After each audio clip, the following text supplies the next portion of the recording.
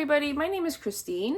Thank you so much for clicking on this video, and thank you if you've watched any of my past 2 YouTube videos. I had so much fun making them, and I thought I'd come back here and kind of fill an update on my 2025 Twines and Paper Weekbook Hybrid. This is the B6. I've been using it for a little over a month now, and things change, right? From how you initially set it up. So I just wanted to go through it and show you some of what's been going on and a few updates. If you have watched any of my past videos, I'm now a mom of 2. We were supposed to, my baby's due date was actually in January, and surprise, he came in late December. So very appropriately for the name of this channel, we make plans and God laughs, because we were not ready. He came at about 37 weeks and we had nothing prepared. So the past month has just kind of been, winging it, doing the best we can with the stuff we have ready and figuring out the rest of it. So that's kind of where we are. I am on maternity leave currently from work. I'm self-employed, but I'm taking a little bit of time off. So my planner has not been used the way it's normally been used, and I'm hoping to get back to work in a month or so's time. But for now, this is the way I've been using my Weekbook Hybrid. So nothing has changed. A lot of spreads are actually exactly the same. So my year of adjustments is, it definitely has been an adjustment. I have not filled any of this in yet. I haven't gotten my period, and then we have not even hit Q1, the end of Q1. So sometime in the next 2 months, I'm going to figure out what photo to put here. But so far it's empty. And then, just a few caveats. I realize, making these YouTube videos, I'm actually a very private person. And I don't necessarily want, all my information out there. But I do love sharing how I'm using my planner. And that's the stuff I get from watching other people's YouTube videos, right? Like how to use the spread the best that makes sense for my life and things like that. So I did kind of block off a few things here and there, but I did very quickly realize that about myself. I'm never gonna be a channel where I'm gonna talk about specifics of my goals and my job and things like that. There's a lot of my life that I'm not comfortable sharing. I'm a pretty private person, even with people in my actual day-to-day life. So yeah, I'm gonna block off a lot of this, but I have been using my habit tracker. I'm thinking I'm gonna change it up slightly in the next month, but so far, the top row has been workout days, and I have not been working out. I've been resting. I haven't even gotten the clear to work out or be a little bit more active.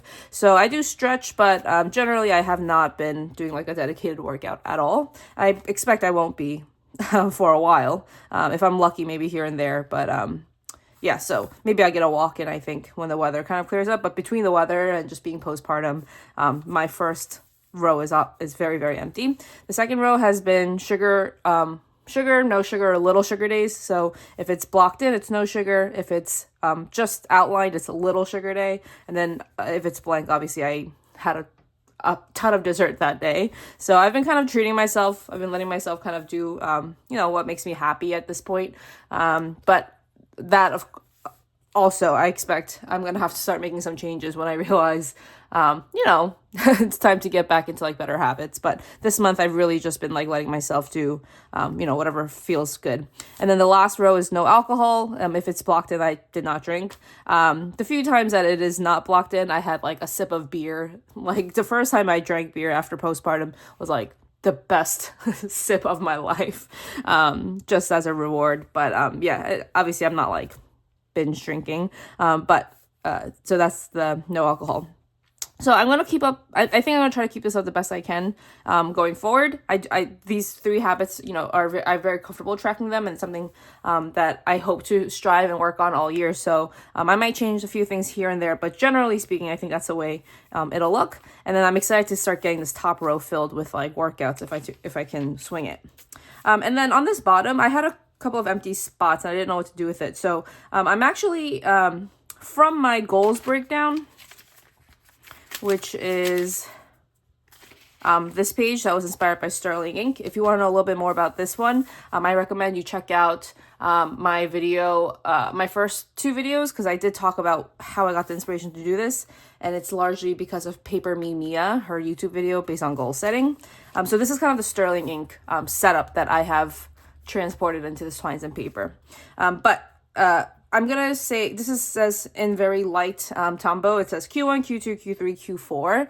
And I wrote, of the 7 habits that I had written in my goal breakdown, which 2 or 3 do I think is probably something I'd like to focus on, right? I can't focus on all 7 goals every quarter. That's just not going to happen. Like, if you can, I think kudos, but even one goal, I think, takes up so much mental energy and time. So I'm just thinking, what 2 or 3 habits of the 7 am I going to make a focus on for Q1, and then Q2 and Q3 and Q4? Some of them are consistent, right? So like my kids is always going to be a goal of mine, but it's top of the line for Q1. And that means, so I realized the second postpartum experience has been so different from my first. And it's been amazing. Like, I've actually allowed myself to rest and recover, and I had a lot less anxiety and a lot less, the baby blues and a little bit of depression. So my the three goals I want to focus on in Q1 is my kids, my health, including my 6-week follow-up, which I haven't even hit yet, and then my mental health. That is the only 3 things I want to focus on in Q1. So this means being a mom the second time around, I realize is a lot more about being a mom to my first, helping him adjust to the new life change. And I feel so much more okay for my own recovery, my own transition. And so they're top of the line, my kids, right? Of course, my newborn and then my toddler. My health, right? Just recovering and resting. I really let myself just completely rest this past month.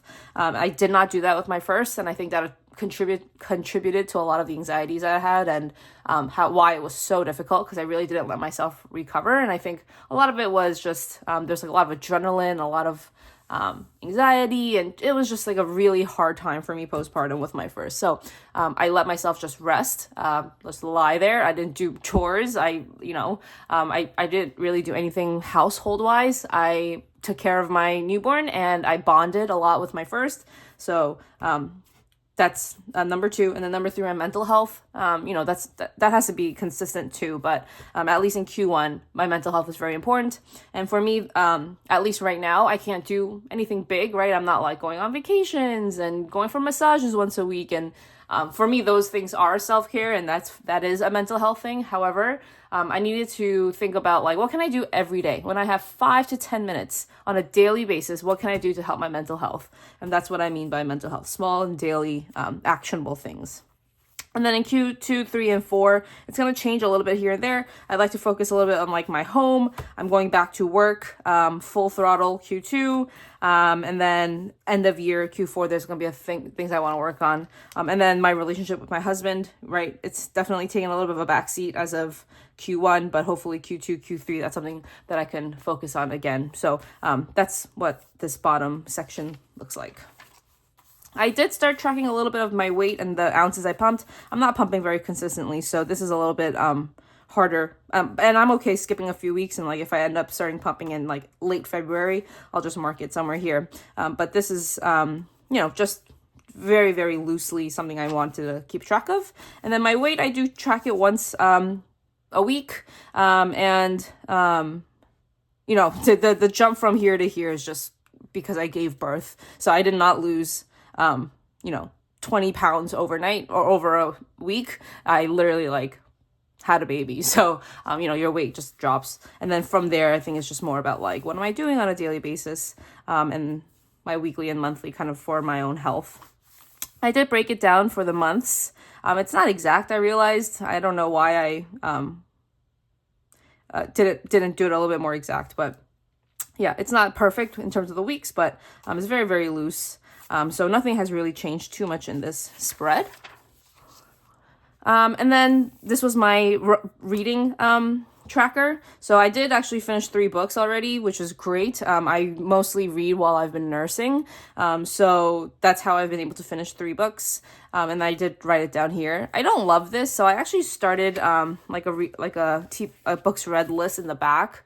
So I'm gonna update this and maybe just write the title and author here or something. I don't love the way that looks, so I'll keep it up for January, but starting February, March, I'm gonna change that up. But so yeah, even getting back to reading, that's like one of my small mental health actionable steps that I was talking about. Like with my first, I didn't read probably for like 4 to 6 months. I just was not in a headspace where I can like sit down and enjoy a book. So the fact that I was able to start reading within like 2 weeks of having a baby, that's, you know, really huge for me. It's like a huge indication of how this time has been different from the first. So One of Us is Lying, that I needed some like easy books just to like get into and finish off. So One of Us is Lying, if you know that, it's like a pretty famous like kind of like young adult thriller or murder mystery or something like that. So I finished that one pretty quick.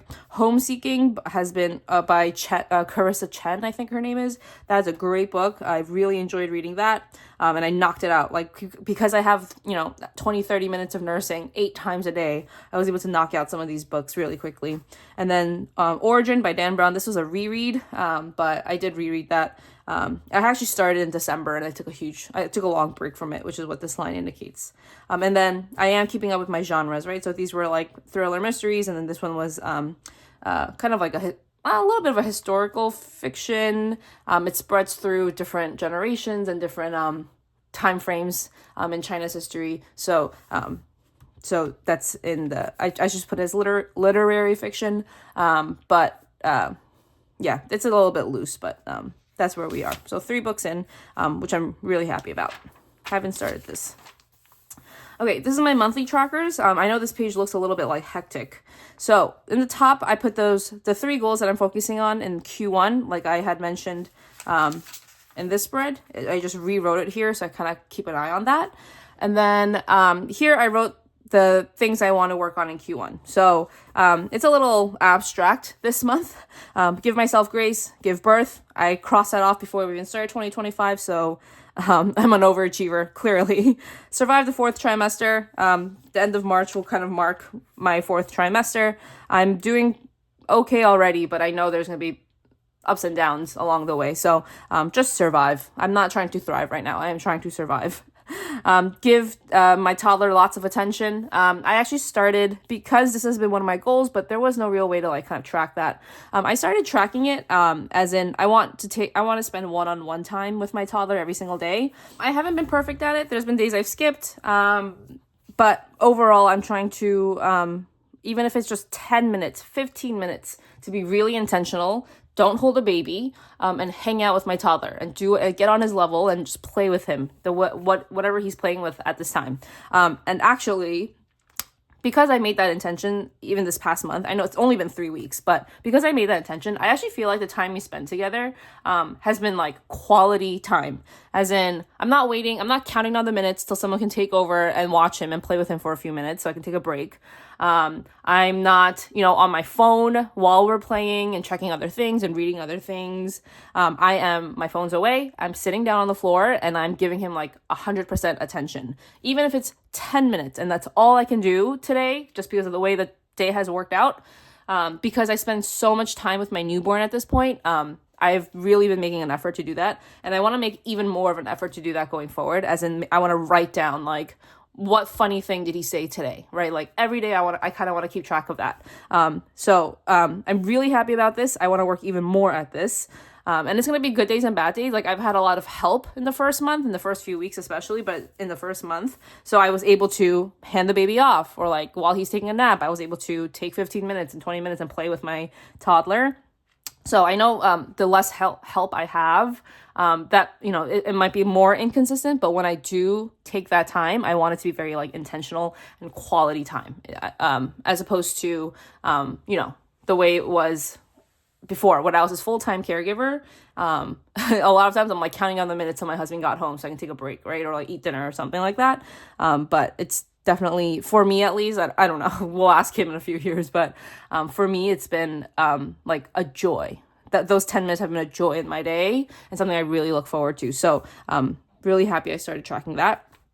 And then ask for help. I like I said, I have a lot of help, especially the first few weeks, first month.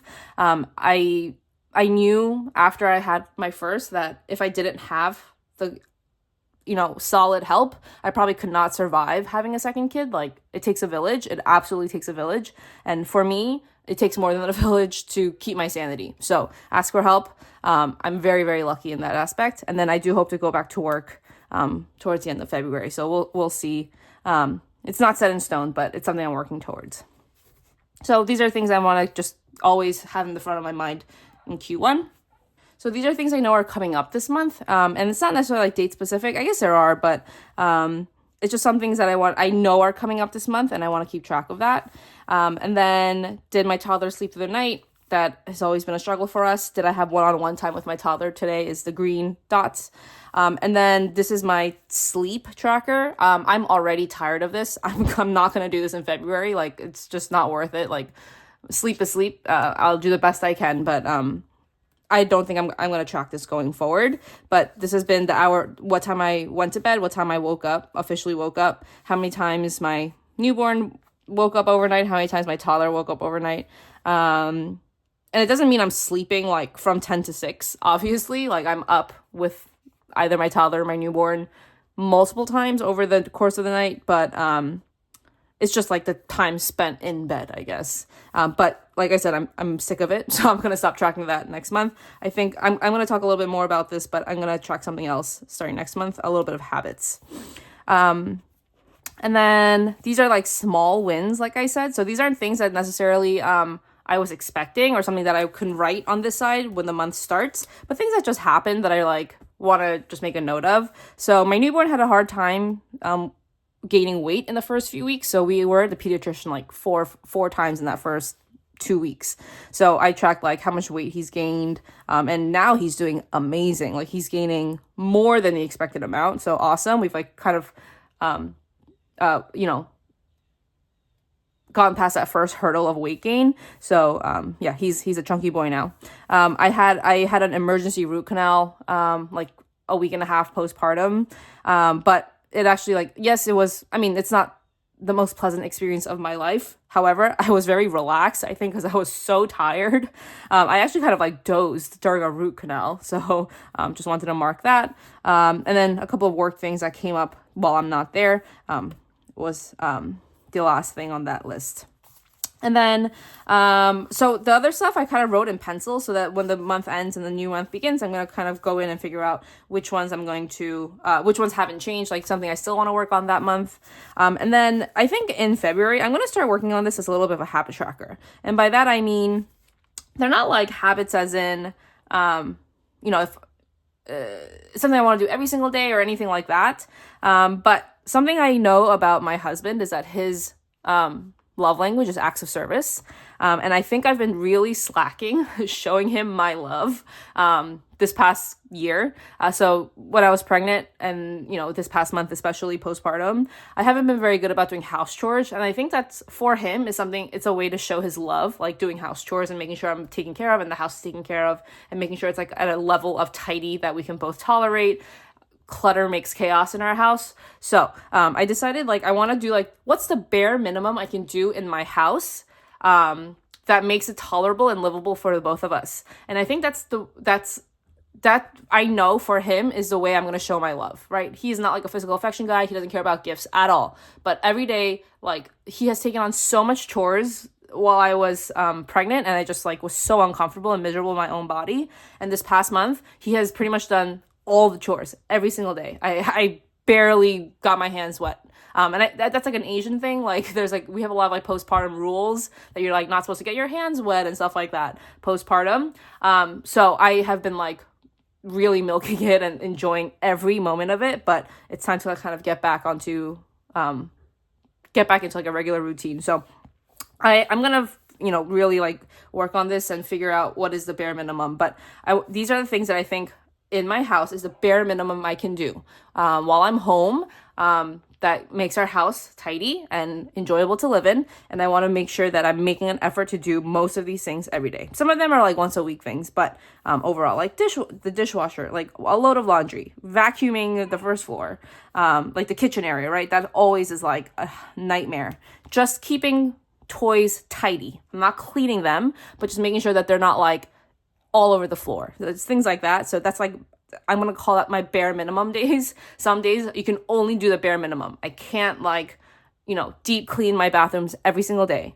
But what's the bare minimum I can do on a daily basis? And that's something that I want to work on in terms of my relationship with my husband. Like, I really want to like step up and do my part as a partner going forward. So that's, I'm going to work on this a little bit more going forward. So Q2, 3, 4, obviously nothing's filled in. This is my goal setting page from Sterling, inspired by Sterling Inc. So like I said, what am I doing daily, weekly, monthly? What are the habits I'm working on that basis? And that's going to turn into milestones in the quarterly and half year section. And then eventually this is like what I want to manifest for my 1 year and my someday. So daily gratitude, working on my 5-year planner, sing every day, read at night, planners, the bare minimum days. So cooking, meal planning at least once a week. I am not a great cook, but if I can cook once a week and have a few leftovers, that like sets us up pretty well. And we can fill in the gaps in different ways there. But so that's something I want to work on. When I go to work, have meals thought out. Don't just like buy Chipotle on the way there. So these are things that I want to work on, and that's going to hopefully lead into my milestones for the year. And then looking ahead to 2026, I just started it just like with birthdays, because obviously those are coming up, but I'm going to fill this out more as the year progresses, and that's always fun to look back on. And I actually use this to fill out like my monthly goals and stuff too, so for my next year's planner. I did back plan my December 2024 monthly calendar, and then I just wrote this fun thing and drew a little bit of like holly, so that was nice, but I didn't do that going forward. This is my year-end reflections very quickly, and then my outlook for this coming year, my monthly outlook, and then for my monthly dashboard page, oh, my baby's crying. He's like fussing but sleeping, so I'm going to try to get through this a little bit quicker. For my monthly dashboard, I put some things that are coming up this month, just fun dates that I have. And then I started a gratitude, like one line a day. I want to do like one word a day, but I always find that so hard. So it ends up being one line, but I'm a little behind. But just because this page is already set up, I would love to work on like a gratitude practice. So I'm working on that. My monthly for January, these are the monthly month stickers that I bought from Sterling Inc. I think they're really gorgeous, so just as an easy way to decorate. I'm not much of a sticker person, but it's been easy to decorate that way. And then just I use my monthly view as a memory keeper, not as a future planner. So just things I want to note that happened that day that I can look back on the month and just say, oh yeah, like we did this, oh right, I had help that day, things like that. And then the way I've been using my weekly spreads is, I think this is also going to change. Like I said, I'm not back at work, and that's a huge part of my weekly. So it's been very sparse. Like this past week, has been like you can tell that some weeks are more sparse than others, right? I just don't have a ton going on other than like taking care of my kids. So I think what I'm going to do going forward, however, is I'm going to use this spread as so anything I want to write in the future weeks, I'm going to write here, right? So this are the things I have to do this week. If it's dated, non-dated, just tasks, things that are coming up, I'm going to write it here. And everything else I'm going to try to leave blank. Like when I'm looking ahead to next week, I'm going to look here first and then plug in my date-specific tasks and events into the weekly views. And then I'm going to try this for the next week. But I saw this on, oh shoot, I forgot her name. But I saw this on someone's weekly, vertical weekly spread. So she did the weather, tasks for the day, or like events, or, just her day outline using the times. A recap of the day, just like a few lines of things that happened. This is kind of redundant for me because I do this in my 5-year planner anyway, but just giving it a shot. And then the meals. I do track meals in this section, right? So I do lunch and dinner here anyway. But I just wanted to give it a shot for 1 week and see how that went. I might hate it, or I might change up, like maybe I don't need meals. I can do more of like a recap or something like that. But for now, I just want to give it a shot because I just realized my weeks have been so sparse and kind of boring that I want to try something else, at least before I'm going back to work. So we'll see how that goes. And then what I do want to do on this side, which I have been kind of struggling with, I use it kind of like a scratch paper. So there has been a week where I needed like to draw a floor plan out of something. So that is what I used it for. But this coming week, I think what I want to think about doing is, like I said, during my one-on-one time with my toddler, what did he say? Like, what did we do? Like, what did we play with? Or like, and like, why did I laugh about? Like, what did I laugh about during that session? And just like maybe like a few lines a day about what it was. But sometimes I forget like the things he said already, and like, he's like talking so much more now. He's playing a lot more pretend, which is really fun. So it's great that I'm making the effort to make that time, but now I want to record that time. So I think that's what this page is going to end up being going forward. And that's the beauty of like a planner, right? What I did last week isn't necessarily what I have to do this week. I can always change it up when things interest me more and get rid of things that don't interest me as much. So that's what I'm going to try to do this next week. And then I haven't filled out anything in the future except I did use all the stickers. So if you want to take a look, they're really fun and just something to kind of keep it interesting. I don't decorate my planners. So it's just been like one thing that I can do in the beginning of the year pretty much and just get it kind of decorated. I put the September down here because Monday is September 1st. So I wanted to leave this day blank. October, November, and December, same idea. So I put it on the bottom. And then I did this just as a dashboard for the new year, starting in the notes section. So this is the columns and rows, the number of grids, a year of adjustments, same idea. I made a date night log, date nights, and just date, what do we do, and what did we do for childcare. We have not been on a date yet, but I hope, because this is like front and center of the notes pages, my goal is to do date night once a month. I don't know if that's going to happen this year. Definitely not in Q1, but maybe in, I don't know, Q2, Q3, but we'll see. I'd like to really make an effort and that's one of my goals for working on my relationship with my husband. Like, I think we have a great relationship, but we are very much like roommates, partners right now, rather than like husband and wife, because that's just not the season of life we're in. But eventually we'd like to get back there. And then this is what I was talking about, my bare minimum days, right? So my days are kind of like on an A-B schedule because I work some days and I don't work other days. But this is like, what's a bare minimum I can do in the morning, afternoon, and evening that makes our house livable, and like on the weekends. And like, of course, I have a lot of help with these. Like, I'm not the one doing all of these things, but what can I do to make this, this is the bare minimum I can do to help our household run smoothly and like make sure my husband knows that I appreciate, you know, all the help that he gives here as well. Oh, and then this is like what I was talking about, my A-B schedule, right? So there's days I work, there's days that my kid's in school. He's only 2, so he's not in school consistently, just for a few hours, a few days a week. Where do I have help? In terms of childcare, we do have a nanny who comes. And then where do I not have help? So then I can kind of work like, oh, I can like schedule a play date here because I know I don't have help and like we're free, right? But like some days I'm not free because I'm at work and things like that. And then I do use a Sterling ink, like free printables, as for monthly dashboards. I just think it's like an easy way to separate the month.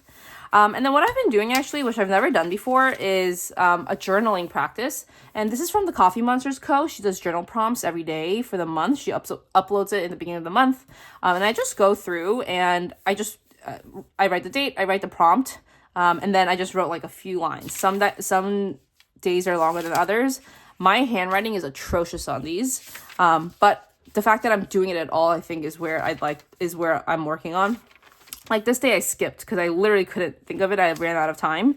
And I think the reason I've been consistent with this is because I'm off from work and I have help. I have a lot of childcare right now. So I don't know if I can do this going forward, but I'm at least going to try to make an effort. If there are some days that I skip and maybe I do like 2 entries a day, because it's kind of like sometimes it's short. And I think if I am back journaling, It'll be shorter just because, like it's hard to find that time right now. But because it's only a few lines a day, I've actually been keeping up with it.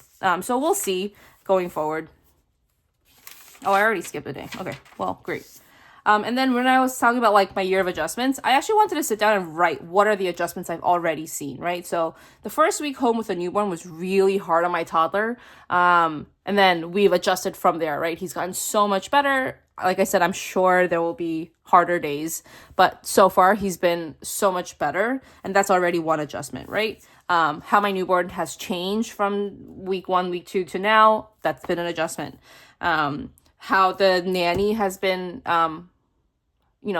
hanging out with my toddler and my newborn, right? That's something we have to work on. My toddler is very possessive of my nanny, and he doesn't like it when she like touches him or even looks at the newborn. So, that's a problem. But we're working on it, right? We're doing a little bit at a time. We're letting him kind of take the reins on it and control that part. But that's something we have to work on every day. So I want to see how we adjust there. And then how much help we had versus how much help I don't have now has been an adjustment, clearly, especially overnight. And then that's what I've been working on here. And then I'm going to try to keep up that journaling practice as much as I can. Like I have plenty of pages to work on. And then, like I said, I started that book reading list, and then hopefully this gets more fleshed out this year.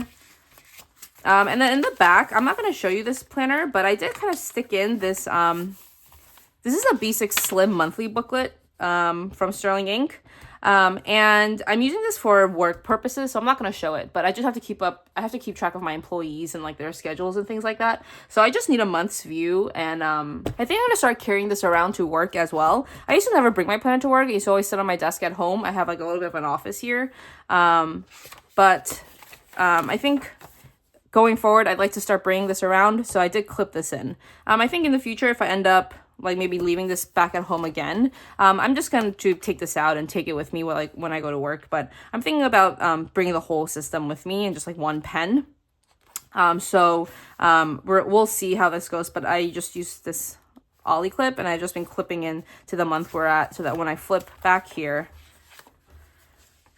it's just all together for me. So that's been my last thing in my planner. Yeah, so that's how I've been using my 2025 planner so far. It's going to change probably every week and every month, but so far I'm really enjoying it, and I think this planner practice is kind of keeping me sane. So one of the Asian postpartum rules is that I haven't left the house since I came home from the hospital, other than for doctor's appointments. So the baby's doctor's appointments, and then I had a dentist appointment. So I haven't really left the house. So we're all going a little crazy. But doing this like once in the morning and once in the evening, even if it's a 5-minute check-in, I think has really kept me sane. And with my first kid, actually, my planner was blank for months, like at least like a month and a half, 2 months after I gave birth. I just, it just wasn't something I worked on. I didn't have the mental capacity to work on it. Like I always say, I keep telling my husband, I wish I was in this mental state when my first was born, right? Because, I'm going to get emotional, but like, I wish he had the mom that I am now, when he was a newborn. And then my husband will say, well, you had to have that experience to be this mom for your second, right? Like, I couldn't be the mom I am now if I didn't have that experience with my first. So I think that's very true. So that's why I'm working so hard on my mental health this time around. And I already see what a transformation it's been from my first to my second. So I think I know more of myself, and I know what keeps me kind of grounded and sane, and how to keep things in perspective, right? Because the season of life is so hard with small children, but it's also very short, and I'm already 1 month in, right? Like, how crazy is that he's already a month old when I like brought him home from the hospital yesterday? So I think these are all things that I'm keeping in mind and like kind of reminding myself via my planner, because I write about it, like, some journal prompts lead me to write about that, or like my gratitude list leads me to write about that. So I think that's what is really helping me this time around, and I'm like really leading on this as a tool to help my mental health, and I'm so grateful for that. I'm going to be filming my planner stack next as well. So keep an eye out for that. I know some people have asked me for my planner stack. It's really not that interesting. I expect that to be a very short video, but I will be filming that next. Thank you so much for watching. I had such a good time filming this. Let me know if there's any other video ideas, and hopefully I'll make some time for it, sooner rather than later. But thank you again, and have a wonderful weekend.